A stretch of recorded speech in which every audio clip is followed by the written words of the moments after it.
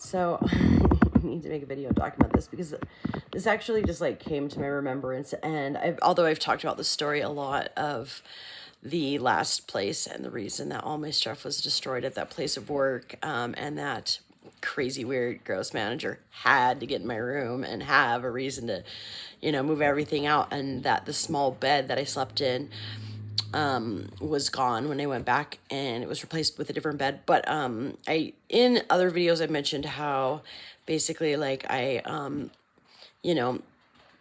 either got COVID or I ate a poison fattoush salad, but I was having to basically lay on my head, and then as I was speaking it was like bouncing back at me as if I was speaking into a can.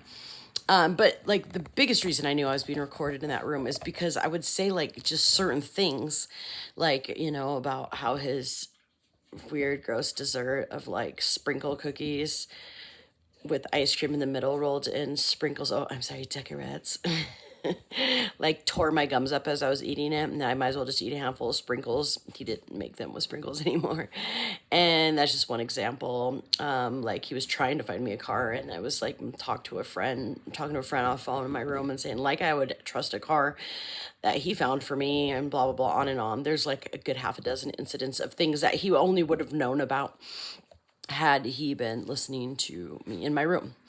But this is what I just thought of as it came up in like another message that was put out concerning someone or those of us that have been like surveilled and recorded without our knowledge. But like what was really interesting is right when I started that job, he gave me he got me some gifts. And one of them was a mattress cover that was waterproof. So that's kind of an interesting thing to note, as I feel like it really definitely relates. And also one of those gifts was a coffee maker, and I drink a lot of coffee and throughout the day, and I did notice that like sometime, and the coffee was actually out in the common area, and I did notice that the coffee, made me a little sick, but the waterproof mattress cover was like pretty interesting,